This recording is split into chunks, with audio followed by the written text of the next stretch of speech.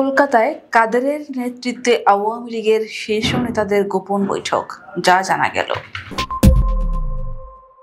ভারতের কলকাতার নিউ টাউনে শিগগিরই অবস্থানরত নেতাকর্মীদের নিয়ে চা চক্রে মিলিত হয়েছে আওয়ামী লীগের সাধারণ সম্পাদক ওবায়দুল কাদের সহ দলটির শীর্ষস্থানীয় নেতারা। আওয়ামী লীগের দলীয় সূত্রে চা চক্রে মিলিত হওয়ার বিষয়টি নিশ্চিত করা হয়। সাম্প্রতিক টাঙ্গাইল ২ আসনের আওয়ামী লীগের সাবেক সংসদ সদস্য তানভীর হাসান ওরফে ছোট মনিরের সঙ্গে এই প্রতিবেদকের ফোনালাপে উঠে আসে এসব তথ্য। নিউ টাউনে নিজের জীবনযাপন এবং টুকটাক ব্যবসায় ব্যস্ত থাকা এই সাবেক জনপ্রতিনিধি তাদের বৃহত্তর পরিকল্পনার কথা তুলে ধরেন। আলাপচারিতায় তিনি জানান, শিগগির নিউ টাউনে একটি গুরুত্বপূর্ণ আলোচনা সভার আয়োজন করা হচ্ছে। তার ভাষ্য অনুযায়ী এ চা চক্র অনুষ্ঠিত হবে আওয়ামী লীগের সাধারণ সম্পাদক ওবায়দুল কাদেরের নেতৃত্বে। এ বৈঠক থেকেই চূড়ান্ত হতে পারে আগামী মাসে নিউ টাউন থেকে আওয়ামী লীগ কি পদক্ষেপ নেবে। আলাপচারিতার সময় মনিরকে যথেষ্ট আত্মবিশ্বাসী মনে হয়েছে। বাংলাদেশের সাম্প্রতিক অরাজক পরিস্থিতির কথা উল্লেখ করে তিনি যে মন্তব্য করেছেন তা দেশের রাজনৈতিক অঙ্গনে নতুন করে চাঞ্চল্য সৃষ্টি করতে পারে। আত্মবিশ্বাসের সুরে তিনি স্পষ্ট ভাষায় শিগগির আমরা ফিরব বলে কার্যত হুমকি দিয়েছেন। আওয়ামী লীগের সাবেক এমপি দাবি করেন, ভারতের দয়ায় আমরা দেশে অনেক কিছু গড়েছিলাম, সব শেষ করে দিল ইউনূস।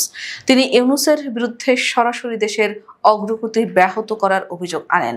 মনির জানান, তিনি নেত্রীর নির্দেশের অপেক্ষায় আছেন। ওবায়দুল কাদেরের সঙ্গে তার নিয়মিত যোগাযোগ ও সাক্ষাৎ হয়। আপাতত ব্যবসায়িক কাজে ব্যস্ত থাকলেও দলীয় হাইকমান্ডের সংকেত পেলে তিনি বড় কোনো পদক্ষেপ নিতে প্রস্তুত। তার এ বক্তব্যে স্পষ্ট, আগামী দিনে নিউ টাউন থেকে বড় ধরনের কোনো রাজনৈতিক উদ্যোগ নেওয়া হতে পারে। সাম্প্রতিক সময়ে বাংলাদেশে ঘটে যাওয়া নাশকতার ঘটনাগুলোর নেপথ্যে আওয়ামী লীগের কোনো ভূমিকা রয়েছে কিনা এই প্রশ্নের জবাবে মনির সতর্ক অবস্থানে ছিলেন। তিনি বলেন, এ বিষয়ে আমি কিছু বলতে পারবো না। তবে তিনি হুঁশিয়ারি দেন, হাসিনা না থাকলে বাংলাদেশ ধ্বংস হয়ে যাবে এভাবেই।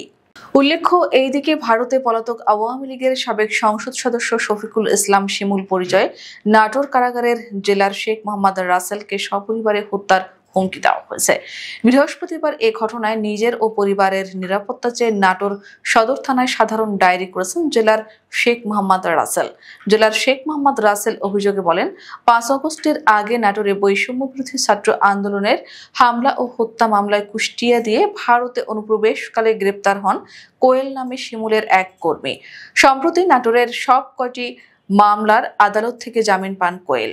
বুধবার দুপুরে নাটোর আদালতের জামিনের কাগজ পুলিশ বা গোয়েন্দা সংস্থার কাউকে না জানিয়ে কুষ্টিয়া কারাগারে পাঠানোর জন্য অজ্ঞাত স্থান থেকে ইন্টারনেট কলে জেলারকে নির্দেশ দেন শিমুল। তার এই নির্দেশের পরও বৃহস্পতিবার দুপুরে কুষ্টিয়া কারা ফটকে কোয়েলকে পুনরায় গ্রেপ্তার করে পুলিশ। এতে ক্ষুব্ধ ওই দিন দুপুরেই জেলারকে হুমকি দেন শিমুল।